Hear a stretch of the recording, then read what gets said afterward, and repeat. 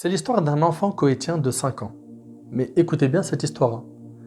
Un enfant koweïtien de 5 ans. Il sortait de la mosquée, 5 ans, hein. Il sort de la mosquée après la prière de l'Asr, pas pour jouer et s'amuser avec les enfants de son âge, mais pour avoir des aventures qu'il a toujours eues dans le désert près de chez lui. Cet enfant se promenait avec un petit bâton qu'il utilisait pour chasser les serpents. Il avait appris cela à son jeune âge. La chose étrange était que même avec son jeune âge, il se promenait entre les dunes de sable flamboyantes à la chaleur du soleil où les dangereux reptiles étaient couramment trouvés dans le désert du Koweït. Le plus étrange est qu'il fermait ses yeux de temps en temps et s'imaginait dans les jungles d'un continent qu'il avait entendu parler dans des histoires, un continent qui s'appelle l'Afrique, où il affronterait les prédateurs avec le petit bâton qu'il pouvait à peine tenir. Lorsqu'il était perdu dans ses aventures imaginaires, un sourire éclatant traversait son visage avant qu'il n'entende le adhan le réveiller de ses rêveries. Il se dirigeait ensuite vers la mosquée accompagné de son curieux sourire, Abdurrahman as-Soumaït, un grand héros qui a sauvé, écoutez bien, des millions d'Africains pauvres de la faim et de la pauvreté. C'est un héros musulman venant du Koweït. Abdurrahman as-Soumaït, né en 1947 au Koweït. Donc on voit bien que c'est une personne qui a vécu à notre époque. Sa mère le décrit comme un enfant qui a très bien réussi ses études et qui s'est engagé à prier le Fajr en groupe à la mosquée. À ce stade précoce de sa vie, ce héros islamique, j'ai bien dit héros, ce héros islamique a grandi sur une chose essentielle pour construire la personnalité d'un grand musulman. Il écoutait les histoires du prophète Mohammed sallam et les victoires de ses compagnons, ce qui a construit l'esprit de la grandeur de l'islam en lui et a grandi sur l'amour de cette religion. On savait de lui son amour fou pour la lecture, même au point que son père l'a menacé une fois de ne plus le ramener au marché car il courait pour lire n'importe quel journal qu'il trouvait dans les rues. Quand il arrive au lycée, il a remarqué que les pauvres travailleurs du Koweït devaient attendre très longtemps sous le soleil brûlant avant d'être transportés. Alors, ce jeune homme a collecté de l'argent avec ses amis et il a acheté un vieux car. Et il les conduisait gratuitement tous les jours. Subhanallah. Néanmoins, il excelle également dans ses études et obtient une note qui le qualifie pour étudier la médecine. Il a donc étudié la médecine dans les universités d'Irak, du Royaume-Uni, l'hôpital royal de Londres en 1979 et du Canada pour se spécialiser dans les maladies intestinales. Après avoir terminé cette étape académique, il a décidé de retourner au Koweït pour y travailler comme médecin. C'est alors que son épouse sincère, Souhaib, a conseillé à son mari de quitter cette ville de riches et de vivre une vie difficile sur le chemin d'Allah. Et voici le rôle de la bonne épouse qui encourage son mari à être juste et à faire le bien au lieu de le pousser vers le mal et le mener à sa perte. En effet, le couple a décidé de vivre en Asie pour y faire la da'wah, appeler les gens à Allah. Mais Allah subhanahu wa ta'ala, avec sa sagesse, a fait que le docteur Abdurrahman as-Soumaït se dirige vers l'ouest au lieu de l'est. Une femme koweïtienne, vertueuse, nommée Modi As-Sour, l'épouse du défunt prince koweïtien, Shir Jabir As-Subah, a demandé à Dr As-Soumaït de se rendre en Afrique pour y construire une mosquée pour les musulmans. Il s'est donc rendu à côté du Mozambique, qui est un pays africain situé à l'est du continent. Son objectif était d'y construire une mosquée et de revenir, c'est tout. Cependant, il a été choqué de ce qu'il a trouvé là-bas, car il a constaté que de nombreux musulmans au Malawi ne savaient rien à propos de l'islam. Il a même trouvé des musulmans qui ne savaient pas comment faire les ablutions. Il a également trouvé de nombreuses formes de shirk, de polythéisme, répandues parmi les musulmans. Les gens priaient sur les tombes de leurs morts et demandaient l'aide et le salut. La hawla wa la quwwata illa billah. Le docteur As-Soumaït était donc entre deux choix. Un court chemin facile qui combat les péchés et l'ignorance avec violence, un long chemin difficile qui est le chemin des prophètes, invitant les gens à Allah et ayant de la patience. Il a donc choisi la voie difficile, la voie qui s'est avérée avoir un impact positif. Ce jeune médecin koweïtien a décidé de commencer la da'wah accompagné de sa fidèle femme. Il a donc refusé toutes les offres d'emploi qu'il a eues au Royaume-Uni, au Canada, au Koweït pour y travailler en tant que médecin et s'est installé dans l'un des villages reculés d'Afrique après que sa femme ait décidé de faire don de tout ce qu'elle avait hérité pour Allah. Ils ont donc créé de nombreux travaux éducatifs et de développement pour parrainer les orphelins et les pauvres africains, quelle que soit leur religion.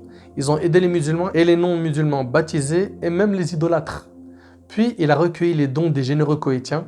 Il y a trouvé de nombreuses personnes prêtes à l'aider dans son travail. Il a ensuite voyagé entre les pays du Golfe Persique pour collecter des dons pour la construction de mosquées, d'écoles et d'orphelinats. Il a traité les Africains avec humanité et philanthropie, ce qu'il avait appris de l'islam. Par conséquent, lorsque les Africains ont vu ces grandes manières, ils se sont tournés vers l'islam en masse. Cela a encouragé notre héros à étendre son travail encore plus, car il a non seulement parlé de l'islam à des milliers de personnes par lui-même, mais a également créé une équipe entière de prédicateurs pour répandre l'islam, pour leur enseigner les enseignements de Mohammed sallallahu alayhi wa sallam.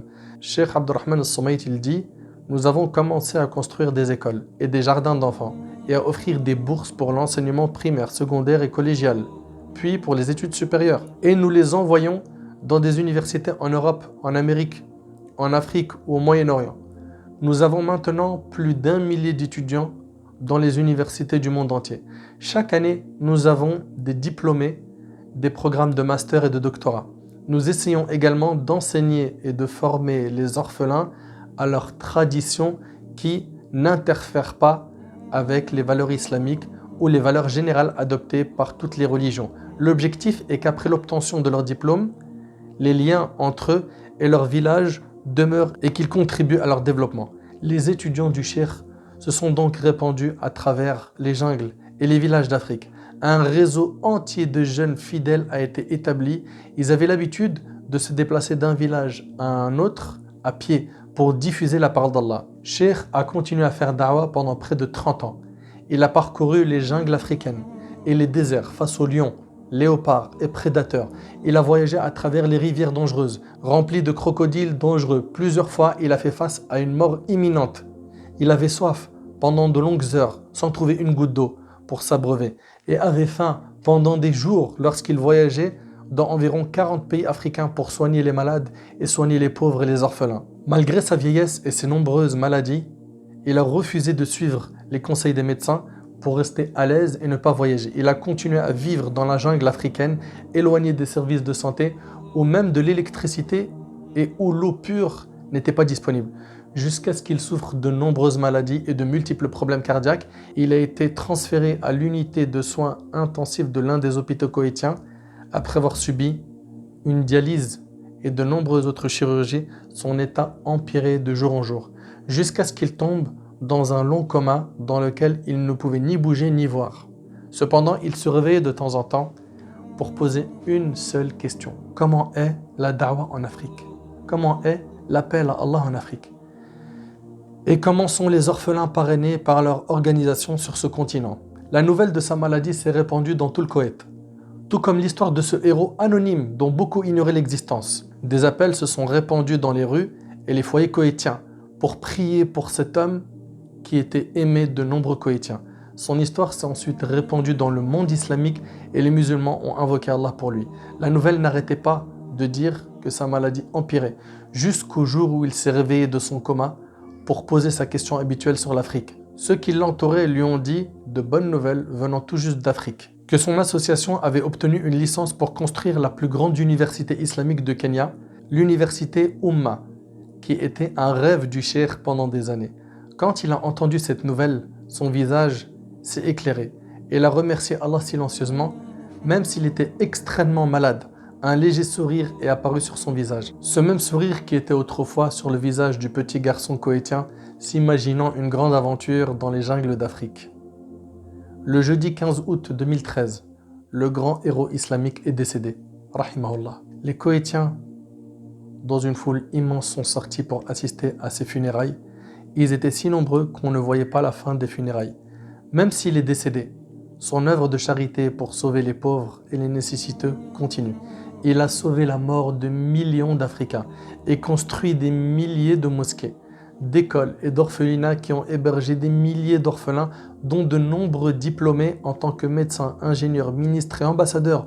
Beaucoup d'entre eux ont atteint des hauts lieux politiques dans leur pays. Savez-vous combien de personnes se sont converties à l'islam?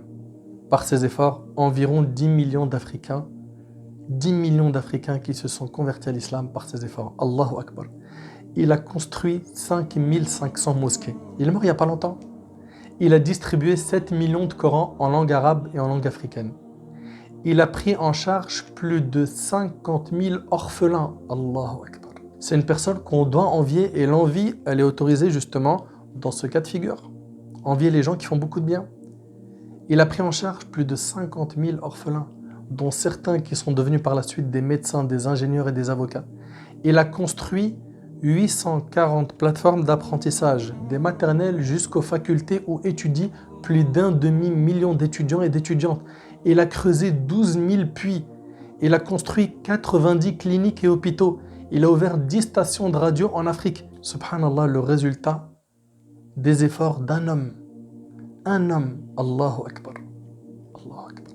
Il a choisi le chemin difficile et long, le chemin que les prophètes ont pris pour appeler les gens vers Allah subhanahu wa ta'ala. Là, je sais que certains vont me dire, tu sais quoi, j'aimerais bouger. Wallahi, j'aimerais bouger, mais le souci, c'est que je fais trop de péchés. Je ne suis pas parfait. Sachez, ô vous qui dites cela, que si vous vous sentez éloigné, le fait que vous ne bougez pas pour le dîn, vous éloignez encore plus. Rien ne vous empêche de bouger pour la religion et en même temps de faire un travail sur vous.